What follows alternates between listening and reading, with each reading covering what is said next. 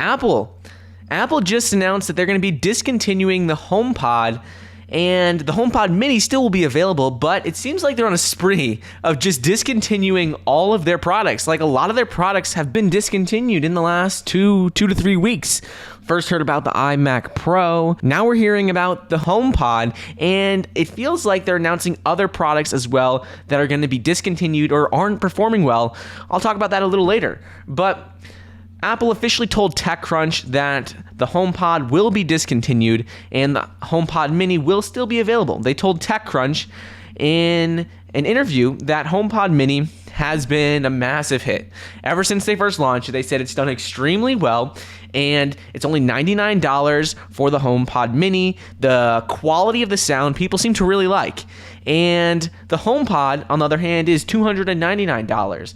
And it seems like the quality difference just isn't there, and the speaker, the mini one, is pretty loud by itself, so people don't want to spend the extra $200 for something that does basically all the same features and isn't really much louder. So because of that, there haven't been as many sales as they were expecting, and it's not doing as well. And according to the company, they said, we are focusing our efforts on the HomePod Mini. We're discontinuing the original HomePod.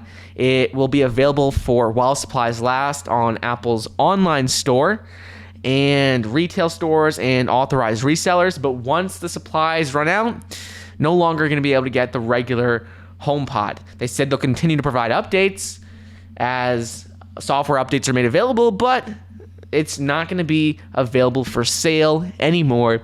They're going to focus on the HomePod Mini. And this is a little surprising because Apple's always going for that higher price target, like the higher priced item. It seems like the iPhones are always increasing the prices, the tablets, the computers, they're always going for that higher price model because Apple can just charge whatever they want. They made new AirPods that are more expensive. And for them to be discontinuing the higher price model here, obviously sales had to be struggling for the regular HomePod. If the quality difference isn't there, people aren't going to spend more money. So this was a pretty surprising move by Apple. They said that the HomePod had reportedly pretty low sales, and many people are flocking to the HomePod Mini, and that is why they're discontinuing. On the website, though, you can still get both of them. It's just HomePod is while supplies last, and HomePod Mini, you can still, they're still making updates to that. And that brings us to the next topic, which is Apple has also been struggling a lot with the iPhone 12 Mini. It's been a disaster. They had to recently announce they will be cutting production for the iPhone 12 Mini by 70%, which isn't really a good sign for the future of this product. They recently, when they first came out with the iPhone 12, they had a lot of different lineups. They had the iPhone 12 Mini, they had the iPhone 12 Pro, the iPhone 12, and the problem is, in my opinion, the iPhone 12 Mini is significantly smaller. People don't like the smaller phones anymore, and it was only $100 less. So if you could get the iPhone 12 versus getting the iPhone 12 Mini for only $100 difference, I don't think many people are going to be picking getting the smaller phone, because the iPhone 12 isn't a massive phone. It's not like people struggle fitting that in their pocket. I get the difference between like the larger iPhone and just the regular iPhone 12, but the iPhone 12 Mini versus the iPhone 12, people don't struggle putting the iPhone 12 in their pocket, and people don't want such a small screen. It's like the size of the old iPhone, the iPhone 3 and the iPhone 3G. Like, all of those were much smaller, and once you get used to the larger phone, it gets really hard to type on a small phone like that. So according to a report, Apple is officially cutting production by 70% for the rest of the year for the iPhone 12 Mini. iPhone 12 has been a massive success for the company. They've been selling tens of thousands of units of this, and it's really been driving their sales for the entire company. The iPhone 12 has been a massive success, and just the iPhone 12 Mini, there just isn't enough demand for it because people don't want the smaller phones. It's just it's a much smaller market. So if you're looking at it long term, this isn't a good sign for the continuation of this lineup. According to rumors, for the iPhone 13, they're still going to be releasing a iPhone 13 mini, according to rumors and reports.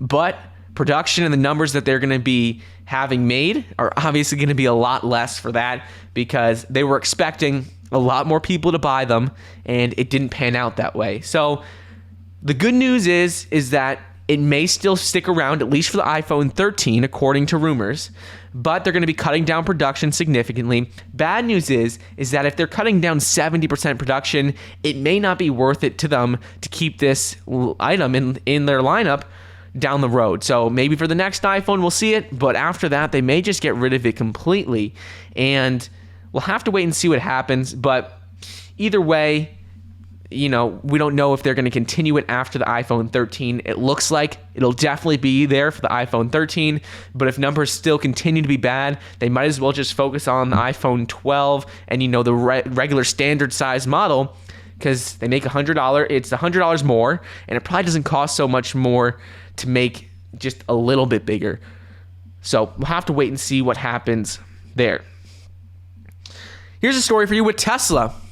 Tesla already is delaying their Model S Plaid Plus, and they're moving the deliveries back to next year, the middle of 2022.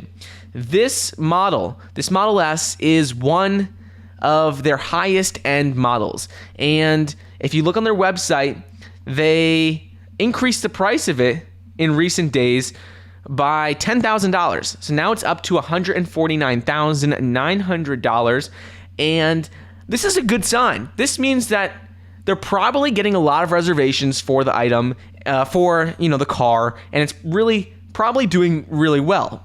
However, with what's going on right now with Tesla, production's getting a little backed up.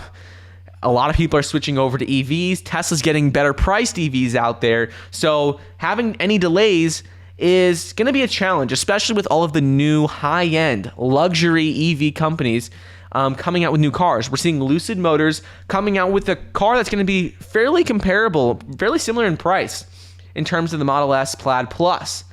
And if you look on the website, they explain that this version, it has 1,020 horsepower, 0 to 60 in 1.99 seconds. It is a beast. It is going to be one of their fastest, one of their best cars they've ever released. They said it's their highest performing sedan ever built, and has long range. It's very powerful, and really, if you're looking at this, it's more comparable to the Lucid Motors cars that they're releasing, their first model. So Lucid Motors is going to be getting theirs released in the fourth quarter of 2021.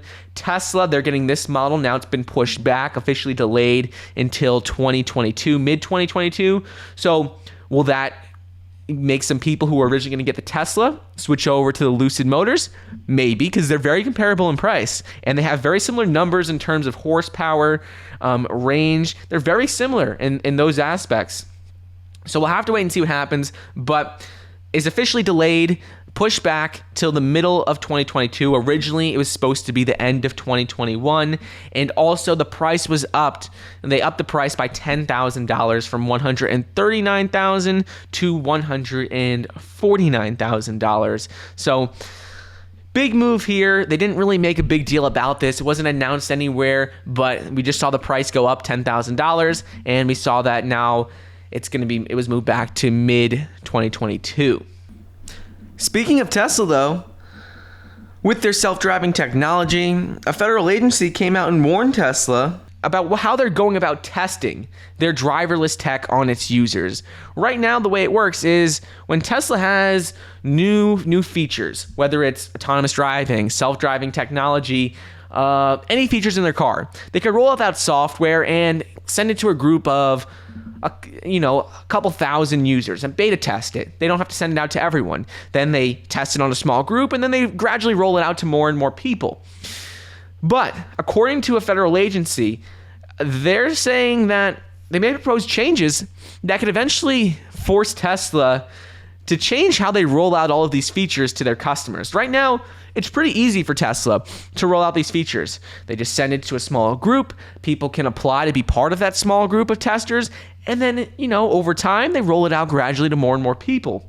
But the National Transportation Safety Board is calling for stronger federal requirements for the design and use of automated driving systems on public roads, because they explain how when Tesla is testing this on a small group of users, a small group of customers who own a car, it does affect all the people around it. Regular everyday people who don't have Teslas and are driving cars. It could put them in danger if there's a malfunction, if something happens. And we have seen things happen in the past with the self-driving technology.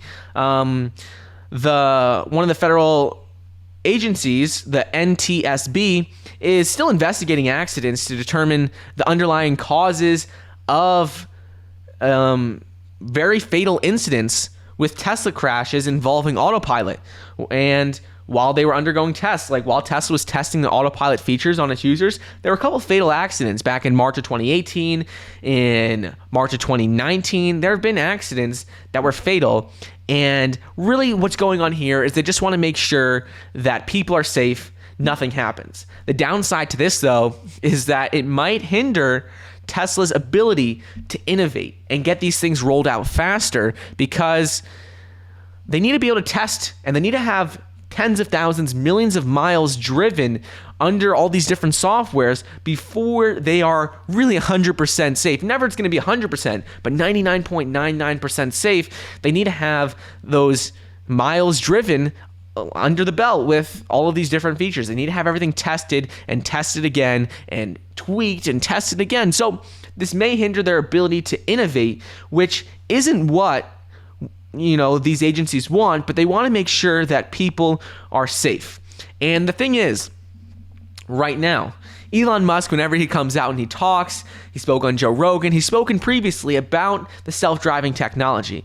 And he said previously how he says a lot of the time how basically these cars can practically drive you wherever you need to go without much intervention at all. But whenever they talk to regulators, there's a little bit of a disconnect. And the company always says how it's not full self-driving. It is, you still need to be watching it. It's not fully autonomous yet. And there's always a bit of a disconnect between what Elon Musk is saying, how capable the technology is, versus what they tell regulators. And in reality, I think that is because regulators, there's very strict requirements on what happens. And if Tesla's going to say it's fully autonomous, well, there could be some problems with that. So even though Elon Musk says the technology is very capable and the way he talks about it is it seems like it's nearly there. Whenever they talk to regulators, they talk about it more like a driver assist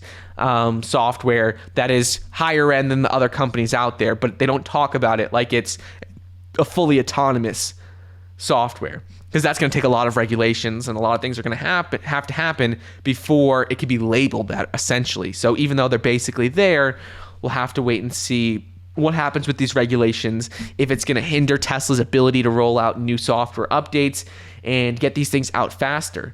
Either way, it takes them a while to get new updates implemented, so hopefully this doesn't hinder their ability to get out, autonomous driving, which will lead to their robo-taxis and everything like that. Switching gears a bit, though. Avatar officially passed the Avengers Endgame, and they retook the crown as the highest grossing movie ever. And they have the top spot with $2.7902 billion. And it's the most lucrative movie of all time. Me personally, I love both of these movies. Avatar, I love Avengers Endgame. They were both great movies, and I watched them both. Avatar's been talking about for a while to be able to release the next Avatar, because this one, they haven't released a new movie in 10 years. Oh, I think it's over 10 years now. And they've been talking about it for a long time. But essentially, why Avatar was able to overtake the Avengers Endgame is because there was a re-release of Avatar in China. And as movie theaters start to open up around the world and China started to ease their regulations, movie theaters, there's a shortage of new movies coming out. The big production theaters are not releasing new movies, and a lot of things have gotten pushed back because of the pandemic. Some movies have just been released solely online, either whether that's through Disney Plus only or whether that's through other streaming services. A lot of movies have either been pushed back or not released in movie theaters like they typically would have been. And this is causing these theaters in China, theaters in the US, all over the world to not have movies to be able to show people. So the approach that China was taking, and a lot of these theaters in China were taking, was re-releasing and playing older movies that were very popular in theaters. So that is how Avatar pulled ahead of the Avengers Endgame. Either way, though, the company that's benefiting from this is Disney, because Disney, they own both of these movies, essentially, because Disney, they bought 20th Century Fox, which made Avatar, and they also own Avengers Endgame and all of the Avengers. So either way, Disney comes out on top. Disney's been doing extremely well, but we'll have to wait and see what happens with US theaters as they open up more.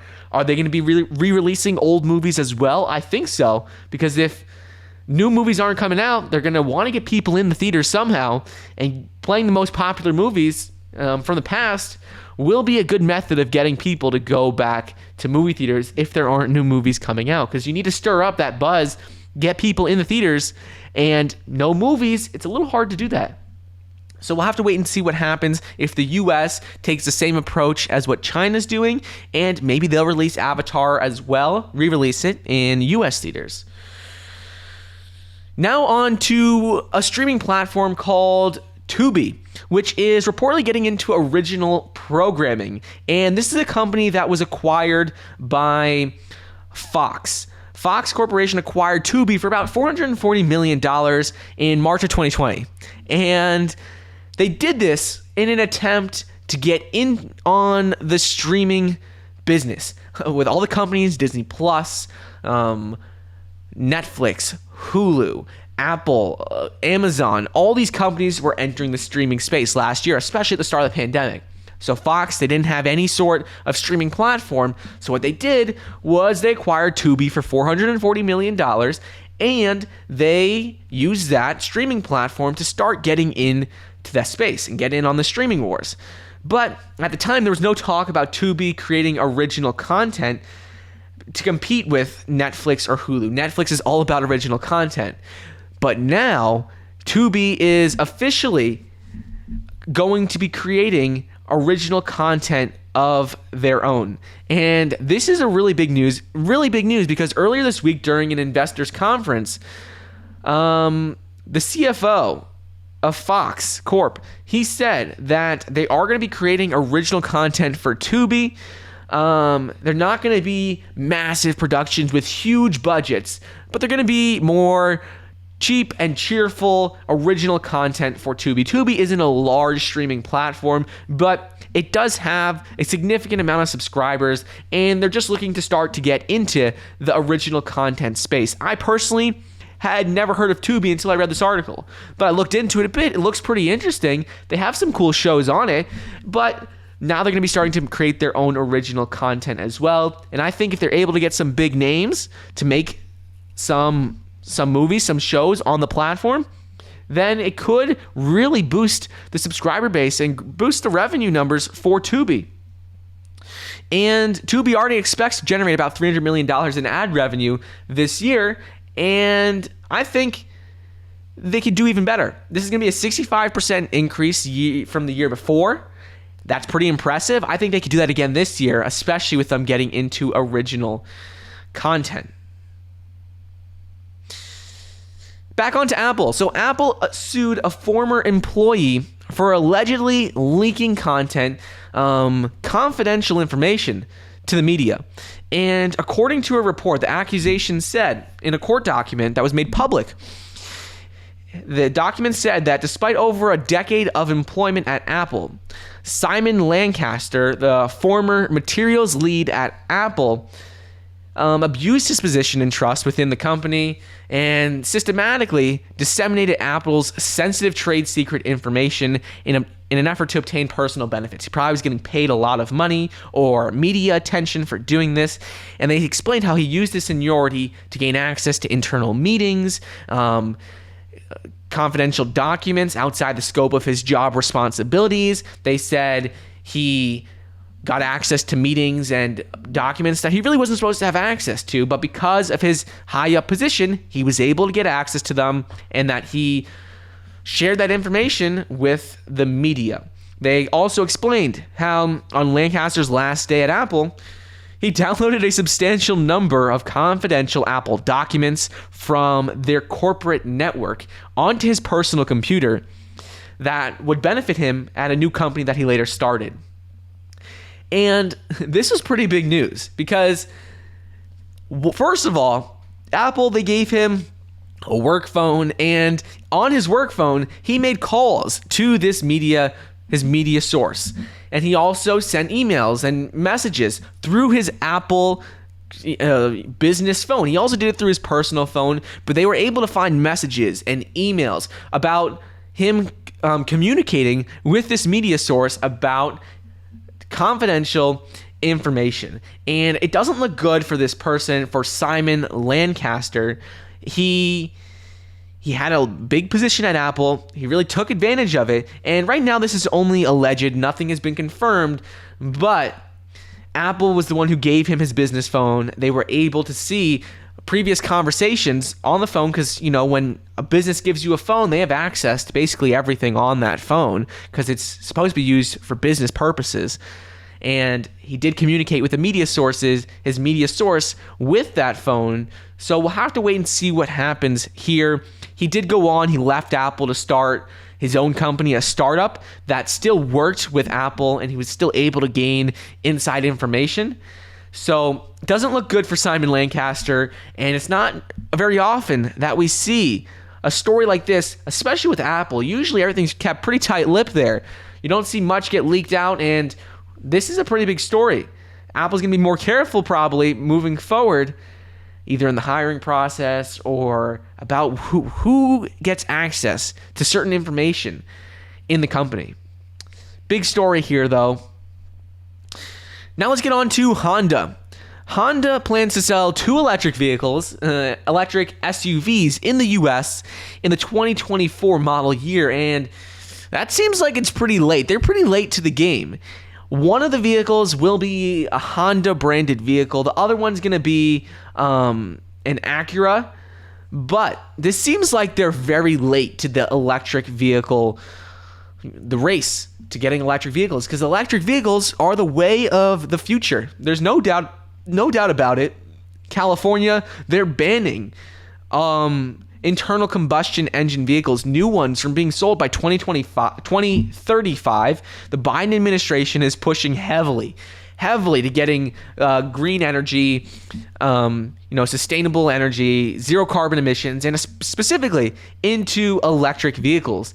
And for Honda not to have plans to get these out until 2024, that's a while away. That's going to set them up a couple steps behind all the other companies. Like GM is getting one out by the end of 2021. Toyota says it plans to get their first mass market electric vehicle also out by the end of this year. And Honda is going to be behind the 8 ball a bit. They're going to be behind, in my opinion. Right now, Honda, they sell a lot of vehicles. They're one of the most popular vehicles in the US. But as things transfer over to electric vehicles get less and less expensive, they're setting themselves up a couple steps behind all the other companies out there. GM is spending $28.2 billion on electric vehicle production. They're getting dozens of models that are going to be rolled out over the next couple years. They're working on battery packs. They're working on building more and more factories. Tesla's continuing to grow, continuing to just beat expectations. We have all these different startups in the U.S. So Honda, being such a major automaker, not having electric vehicles in the U.S., fully electric vehicles in the U.S., or at least electric SUVs until 2024. Seems like they're setting themselves up a little bit behind, and I would have expected them to get these SUVs, electric SUVs, rolled out a little sooner, especially, an Acura, Honda brand. Those are very popular cars for combustion engines. I would have expected a little bit sooner. Switching gears a bit. This is a story that looks like it's from a movie, but it's not. This is real life, and a monster antimatter particle slammed into Antarctica. This seems like it's out of, what is it called? Like The Flash. I think that's how The Flash got his powers. But this event was originally predicted in 1960, but it was never seen before in real life. It was only theorized that it could even happen. And essentially what happened was in the most remote particle detector on Earth in Antarctica detected the most energetic antimatter particle ever. And it was a very rare occurrence. They don't know what caused it. They don't know how it happened. But all they do know is that originally it was predicted in 1960 by physicist Stephen Glashow. He was then a postgraduate researcher at Nordic Institute of Theoretical Physics in Denmark. And he predicted that when a very high energy antineutrino collided with an electron, it would produce a heavy, short-lived particle known as a W boson. And essentially, it gets pretty complicated, but essentially what it is a neutrino can carry far more energy than any particle accelerator that's even made today. So we have multi-billion-dollar spent every year on huge particle accelerators. But in order to cause this event, it's more powerful than any particle accelerator in the world could currently produce, because this particle needs to be able to produce 6.3 PeV, which is essentially 450 times the maximum energy that the Large Hadron Collider can produce. And that's a multi-billion-dollar accelerator responsible for, it's just the most powerful particle accelerator in the world, and it has to be 450 times more powerful, more energy than what that can produce. And it's going to be 2 billionths of a gram. It is so small and so powerful in terms of the maximum energy, it's impossible for humans to create that right now. They don't know what caused this, but all we know is that it did happen. It happened a couple years back, but it was just reported and officially confirmed in a research report. And this is pretty interesting. We'll have to wait and see what comes out of this, but they're probably going to do a lot more research into figuring out how it's even possible for this to happen, because they don't know what possibly could have caused something to have that much energy and where it came from. Was it just a coincidence? Probably not. Or was something had to have caused it? And they're going to do more research into that. But it just sounds like it's something out of a movie. I swear this is how the Flash got his powers. It was like I think it was a particle accelerator. And that's how he got his powers. That's just a movie, but this is in real life. Real life. Another really interesting science story is a sea slug. They just found out a sea slug, a specific type, can chop off its head and grow an entire new body twice. Essentially, it just can disconnect the head from the body, and it can continue to live on and regenerate an entire new body. So we know salamanders. I live in Florida, and South Florida is like tropical. There's a lot of salamanders, like little lizards, and their tails can disconnect from their body. They continue to move, and even though their tails disconnect, they just regrow a new tail. I know that, but this is the most extreme example of regeneration that scientists have ever seen. It's like cutting off your head, and all of your organs and everything grow back perfectly. It's like an identical copy to what it used to be. And the way that this sea slug worked is that they pop their head off their body. They don't know if it's as a defense mechanism to, if predators are coming after them, they could just pop off their head, escape, or if it's because there's parasites in their body and the body's infected, so they pop off their head. They don't know exactly why. But all they do know is that there's a certain type of sea slug that can do it. And they explain how it's really only in the younger sea slugs. They explain how when they get older, they're not able to do this as much, but it's only in younger sea slugs. They said the maximum number of times they believe they can do it is twice. And why this is important, why I think it's really cool, is that it may be able to, scientists, they don't know exactly how they're able to do it.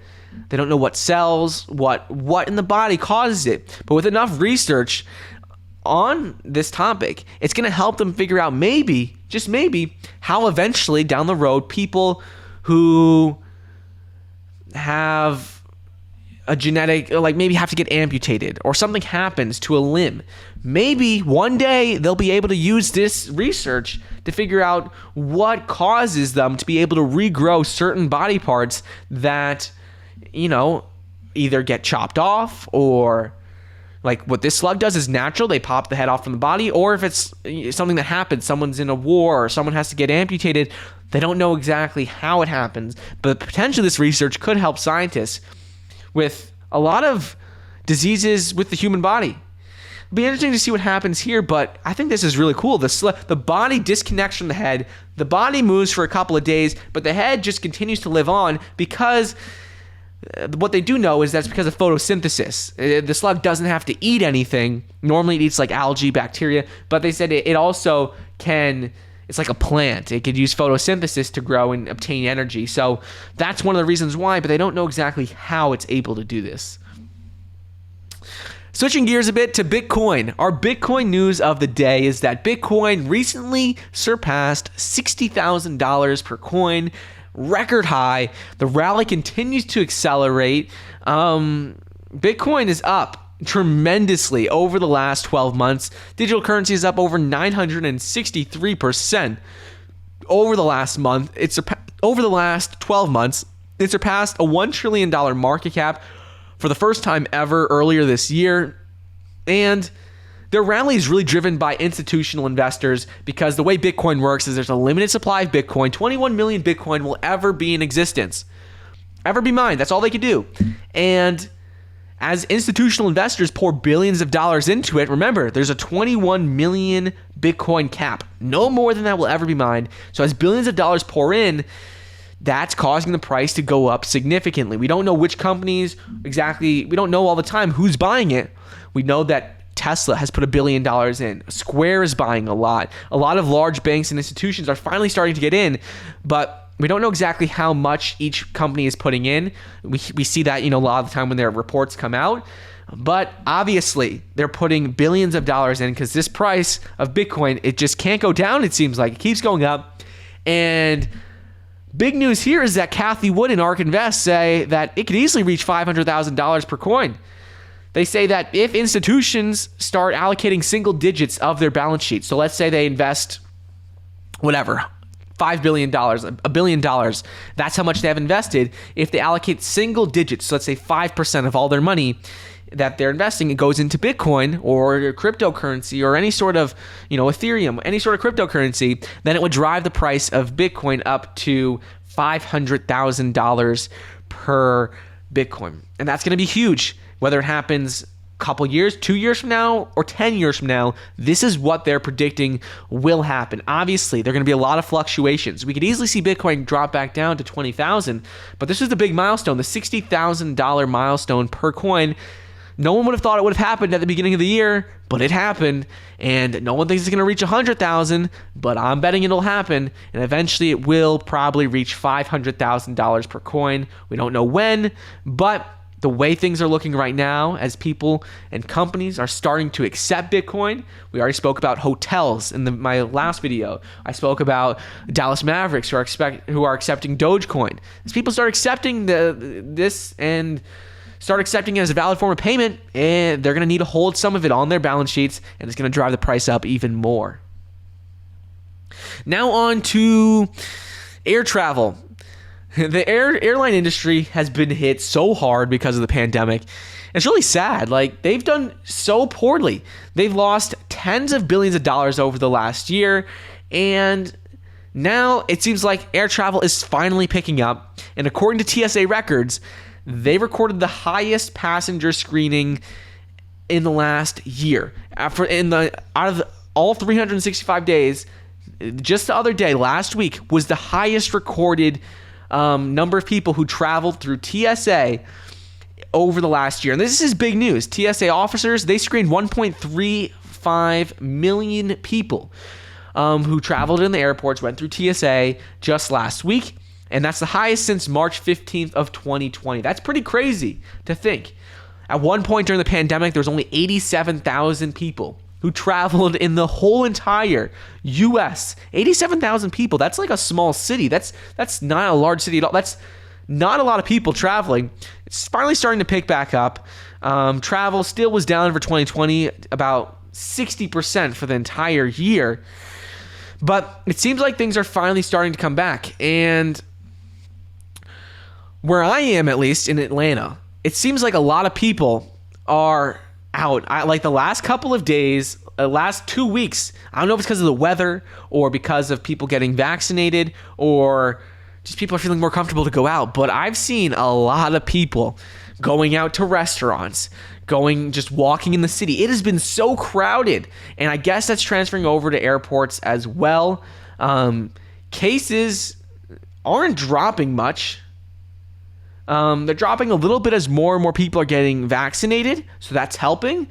But it seems like things are picking up really quickly, at least around me. It seems like it's happening in the airports as well. But let me know what's happening near you guys. Are you guys seeing people starting to go out more?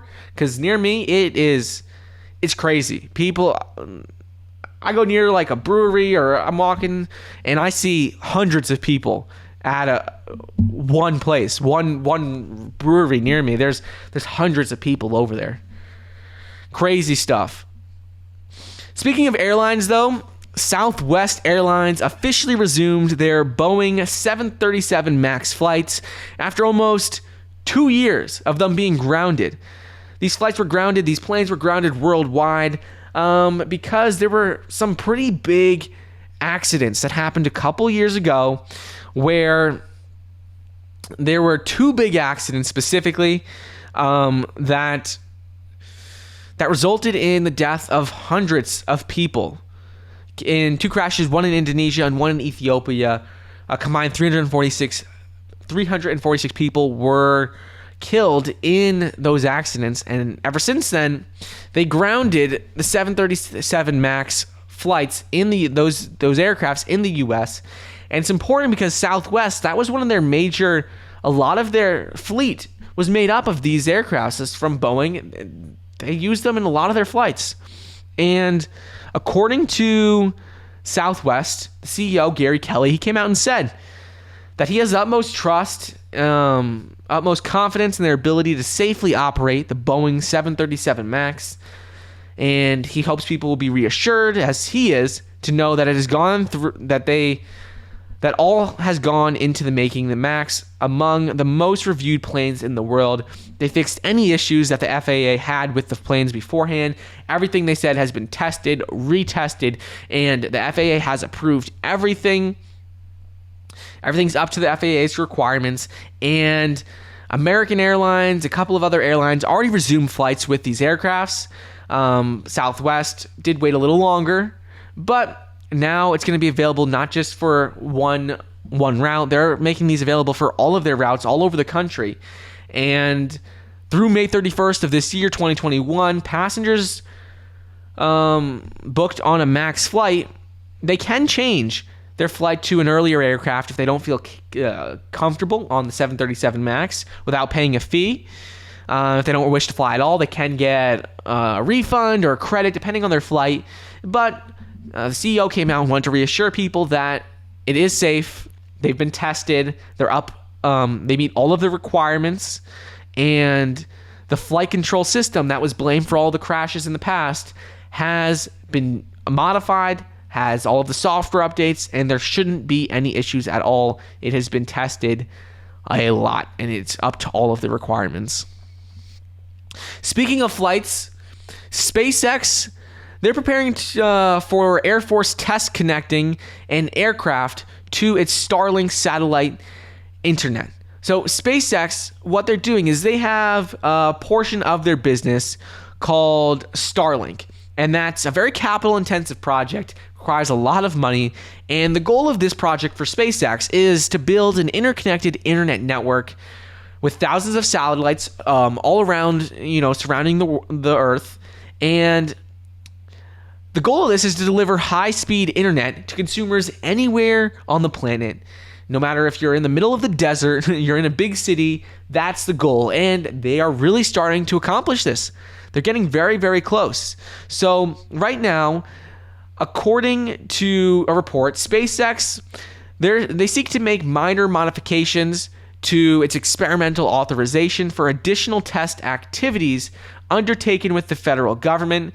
They said that the tests are designed to demonstrate the ability to transmit and receive information from 2 stationary ground sites, 1 airborne aircraft at 1 location, and would add to these limited testing from a moving vehicle on the ground. So they're testing the internet connections and the ability to transfer information among all different types. So whether you're on the ground, whether you're in an aircraft, because eventually they're going to be using these for all different types of vehicles and devices, whether they're planes, whether they're people on the ground using their cell phone. That's the goal. Currently, Starlink and their internet access is in beta. It's available to a lot of people in different countries all around the world. It's available to customers in the US, Canada, UK, Germany, and New Zealand. It's priced at $99 a month in the US. They have more than 1,200 satellites. It is starting to become a reality, and this internet's going to be a game changer. Game changer because you're going to be able to access the internet no matter if you're in the middle of the desert, you're on a ship, like a cruise ship going going across the ocean. It doesn't matter because all their satellites, they have more than 1,200 that have been launched into orbit as of this past week. That's how many have been launched total. And as they get more and more launched, this is becoming a reality. They're continuing to test it. It's currently in beta, but once this is available, this is going to be massive for revenue for the company, massive for people all over the world to be able to access the internet in rural parts of the world where internet access isn't easy to come by. This is going to be huge. And they're continuing to make tests on it. They just announced this test with the U.S. government.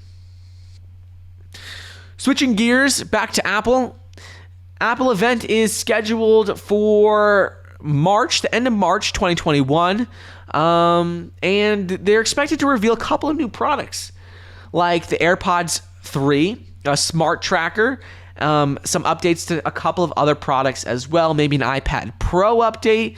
And the event is reportedly going to take place on March 23rd, 2021.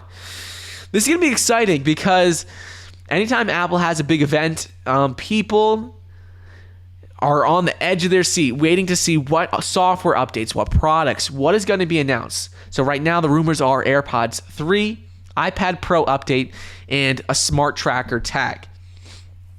Apple, their next generation AirPods, their earbuds, the AirPods 3, are reportedly going to look more like the AirPods Pro and come with spatial audio support. They're also expected to come with, I believe, touch controls. And in addition to that, they're rumored to be releasing AirTags tracking devices. Those were expected to be announced in 2020, but they weren't. So it is very likely that they're going to be releasing this event at the end of March 2021. So far, nothing has been confirmed. These are just rumors, but the event is expected to take place. What I would really like to see, I don't know if it'll happen. I doubt it. But Apple has been rumored to be working on AR and VR headsets and smart glasses for a while now. It's been in the work for years, and we've seen some leaked pictures. We've seen a lot of rumors, a lot of reports, but that would be really, really cool for them to release that. I don't think it's going to be this time. Down the road, we'll definitely see that. Facebook has been working on AR, VR technology. Apple's investing heavily. Samsung is investing heavily. So maybe we'll see a sneak peek of that. But if not, we are expected to see iPad Pro updates, AirPods 3, and smart tracker tags. Moving on, Xiaomi Mi 11 Ultra was leaked by a YouTuber based in, I believe, a Filipino YouTuber called TechBuffPH. The video was taken down, but before it was taken down, hundreds of thousands of people saw this phone, the Xiaomi Mi 11 Ultra, which has a couple of features that now people are talking about, and it appears that it appears to be one of the flagship models for the company that's going to be coming out very soon. And specs, as noted by developers, include 120 hertz, 6.8 inch curved OLED screen with a WQHD plus resolution, a 20 megapixel selfie camera, IP68 rating for water and dust resistance, and the big thing here is with the camera. So on the back of the camera that we saw in the Tech Buff video that was leaked, that probably wasn't supposed to be released, probably released way too early, but in the video it says 120x ultra pixel AI camera. That's what it says on the back. And that would exceed the 100x digital space zoom featured on Samsung's recent Ultra versions like the S20, the S21, and the Samsung Note 20.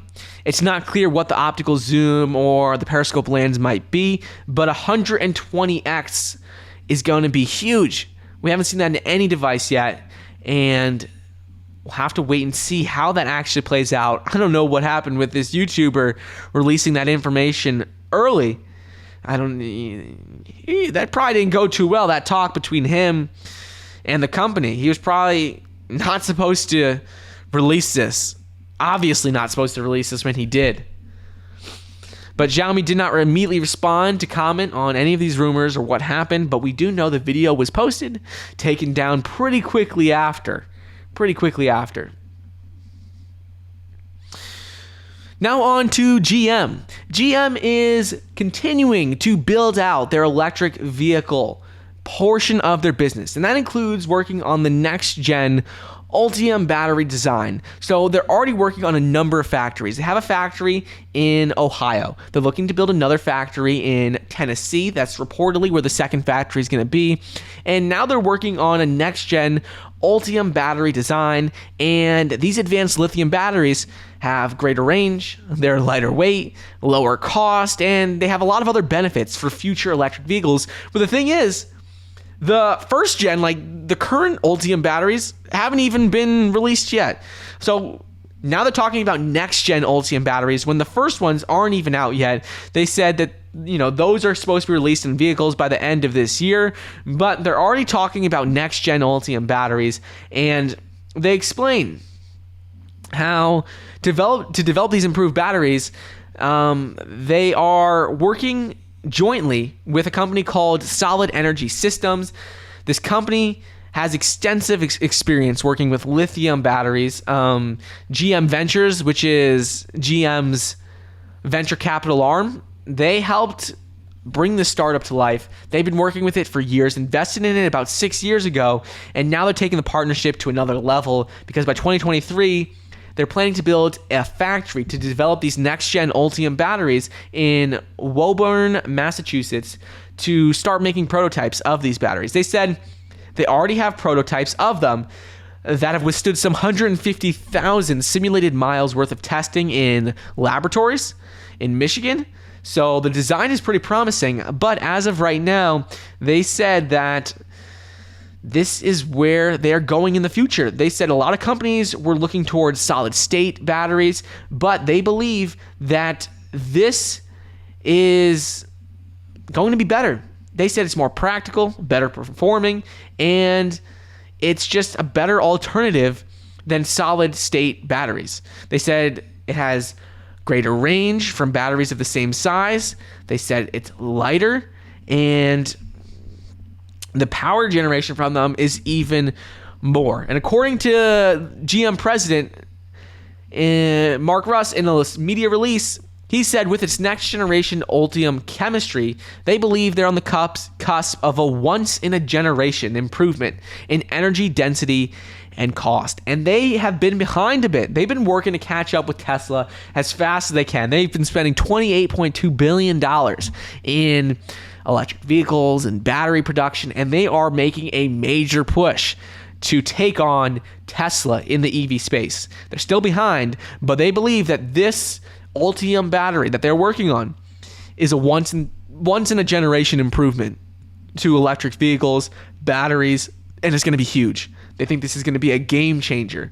They said there's more room to improve in both categories, and they intend to improve at a faster rate and spend billions of dollars in order to do this, to get these vehicles to last longer, be lighter, faster, less expensive, and that's the goal. Batteries are the most expensive part of any electric vehicle, and they've been trying to make them more powerful, less expensive, because once they get to be less expensive, then cars become less expensive than combustion engine vehicles, and that's when we'll really see a shift for people just all over the world buying electric vehicles. Right now, it's still more expensive to make electric vehicle because of the battery costs, but once these are reduced, then we're going to see more and more people buy these electric vehicles. And last story for the day is with Tesla. We started off talking about Tesla. Now we're finishing off talking about them. So Tesla, a fire broke out in the Tesla Fremont factory in California. This isn't the first time this has happened, but according to the Fremont Fire Department in a statement, they said no personnel, no one in Tesla factory, no firefighters were injured, but there was a big fire, and it happened in an area of the Tesla facility that is currently under construction. They said that what happened was in the factory, Tesla, there was a combination of molten aluminum and hydraulic fluid, and that was determined to be the cause of the fire. This Tesla factory in Fremont is the main one for Tesla in the US. They make a number of different models there. They have a Model 3 sedan, a Model Y crossover, SUV, and they also make the higher end Model S and X in this Fremont factory. So this was a big deal. The factory had to shut down for 2 days due to part shortages and other issues. It's a massive factory, so this was just in one part of it.